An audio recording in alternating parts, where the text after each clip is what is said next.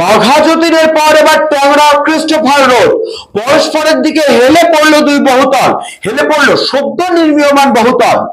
কলকাতা পুরসভা সূত্রে খবর, সোমবার এই বাড়িটি হেলে যাওয়ার খবর পান কর্তৃপক্ষ। দ্রুত সেই বাড়িটির বিষয়ে খোঁজ নেওয়ার জন্য পাঠানো হয়েছিল ইঞ্জিনিয়ারদের।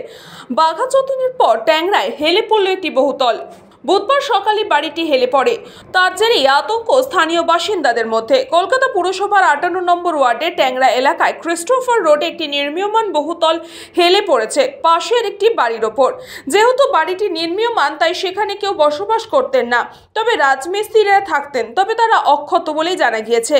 স্থানীয় সূত্রে আরও জানা গেছে, গত বছর এই ঝাঁ চকচকে বহুতলটি নির্মাণ কাজ শুরু হয়েছিল প্রমোটিং সংস্থার দ্বারা। অল্প দিনেই 5 তলায় বহুতল আবাসনটি তৈরি হয়েছিল, কিন্তু নির্মাণ কাজ চলাকালীনই তা হেলে পড়ায় আতঙ্কিত বাসিন্দারা। স্থানীয়দের অভিযোগ, নির্মাণের ক্ষেত্রে কলকাতা পুরসভার কোনো শর্তই নাকি মানা হয়নি। পাশের বাড়িগুলির সঙ্গে যে ন্যূনতম দূরত্ব রেখে নির্মাণ কাজ করতে হয়, সেই বিষয়টিও মানা হয়নি। অন্যদিকে শহরে আরও একটি বাড়ি হেলে পড়ায় প্রশ্ন উঠেছে কলকাতা পুরসভার বিল্ডিং বিভাগের কাজকর্ম নিয়েও।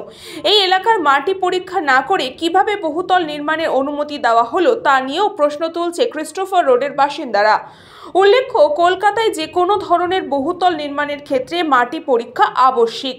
সংশ্লিষ্ট এলাকায় মাটি কতটা শক্ত, কত তলা আবাসনের ভার বহন করতে পারবে, সেই বিষয়ে দেখা বাধ্যতামূলক। কিন্তু অভিযোগ উঠছে, নির্মীয়মান বাড়ির ক্ষেত্রে সেই নিয়ম নাকি মানাই হয়নি।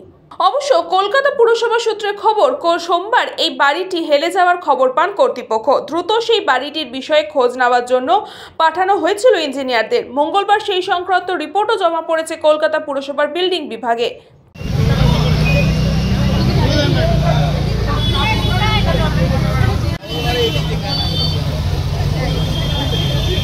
এই বাড়িটা এখন তো হেলে গেছে, এবার তো কিছু করার নেই না।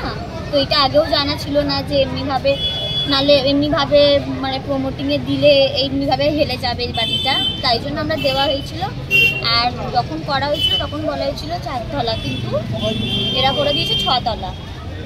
সেটা এরা মানে বলেছিল যদি ভিতটা ভালো করে তাহলে 6 তলা অবধি তুলবে। সেটা তো আমরা জানা ছিল না যে কীভাবে এরা করেছে, তো সেই ব্যাপারে আমি কিছু বলতে পারবো না। আমার পাশেই তো আমরা দুই ভাই আমার দেওর ওইটা করেছে, কোমরকে দিয়ে আমি নিজে করেছিলাম। তো এবার এইরকম অবস্থা হবে কি করে মানুষ জানবে কোমরটা কি করছে না করছে, আমরা তো জানি না। এই হিসাবে আমাদেরও তো ভয় লাগছে। কতদিনকার ফ্ল্যাট এটা? এই ফ্ল্যাটটা 1 বছর 1 বছর এ তৈরি হচ্ছে। অনেক আতঙ্কে রয়েছে মানুষ।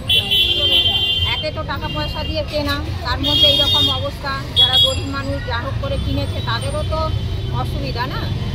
ব্যুরো রিপোর্ট, নিউজ পঙ্গ টাইম।